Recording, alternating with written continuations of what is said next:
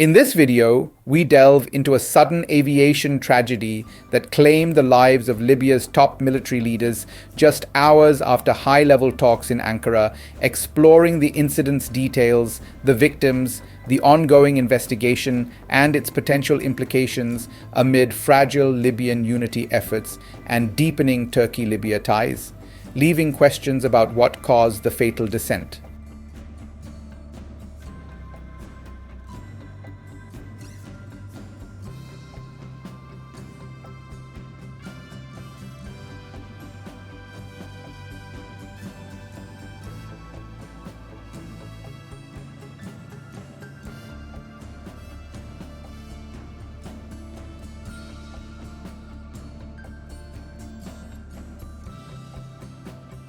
Lieutenant General Mohammed Ali Ahmed Al-Haddad, Libya's Chief of General Staff since his appointment in August 2020 by then Prime Minister Fayez al-Sarraj, perished on December 23, 2025, when the private jet carrying him crashed shortly after departing Ankara.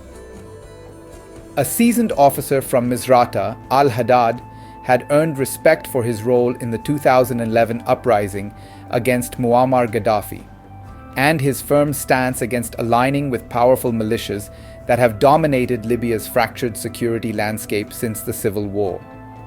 Analysts noted his potential as a bridge for unifying the country's divided armed forces, particularly through participation in the 5+5 Joint Military Committee, aimed at reconciling Western and Eastern factions. Accompanying Al-Haddad on the ill-fated flight were four senior Libyan military figures: Major General Al-Fituri Graibil, Chief of Staff of the Ground Forces; Brigadier General Mahmoud Al-Katawi, Director of the Military Manufacturing Authority; Mohammed Al-Asawi Diab, a key advisor to the Chief of Staff; and Mohammed Omar Ahmed Majoub, a photographer attached to the Chief of Staff's media office. Reports indicate 3 crew members, possibly French nationals, also lost their lives, bringing the total fatalities to 8 aboard the Dassault Falcon 50 business jet. The aircraft, a tri-engine executive model manufactured by Dassault Aviation and known for its use in VIP transport with capacity for up to 9 passengers, bore the registration 9HDFJ and operated under a Maltese lease arrangement. Libyan officials later described it as a chartered private jet, with the state minister noting limited initial details on its ownership or maintenance records, though these aspects would form part of the probe. The delegation had concluded an official visit to Turkey focused on enhancing military and security cooperation.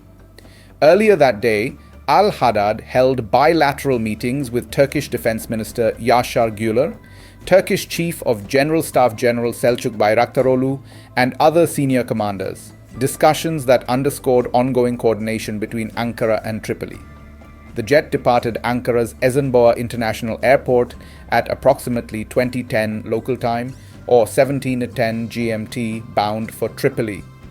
Just 42 minutes later, at around 20:52 local time, air traffic controllers lost radio contact after the crew reported an electrical fault and issued an emergency landing request while over the Haymana district, about 70 kilometers south of the capital.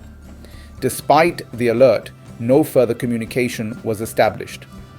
Search and rescue teams located the wreckage near Kesikavak village in Haymana, where scattered debris and signs of an explosion marked the remote rural site. Turkish authorities, including Interior Minister Ali Yerlikaya, promptly shared updates on the loss of signal and recovery efforts.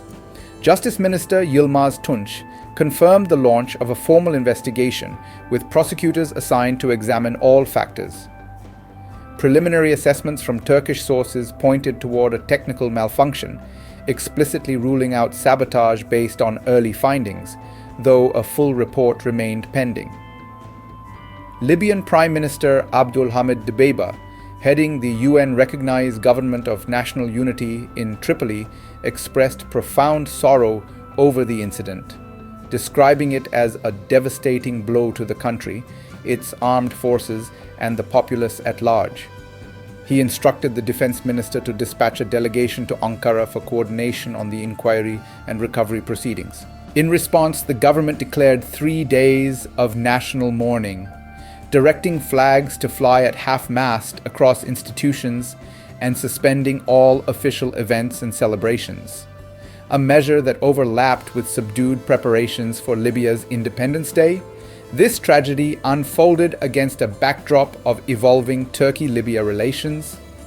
NATO member Turkey has long provided military training, advisory support, and political backing to the Tripoli-based government since intervening in the Second Civil War around 2020, including troop deployments under a 2019 agreement. Just one day prior, on December 22nd, Turkey's parliament approved extending the mandate for its soldiers in Libya by an additional 2 years. Ankara and Tripoli also maintained controversial accords on maritime boundaries from 2020 and preliminary energy exploration from 2022, both opposed by Egypt and Greece due to overlapping Mediterranean claims. More recently, Turkey adopted a One Libya approach, expanding outreach to eastern factions led by Khalifa Haftar's Libyan National Army.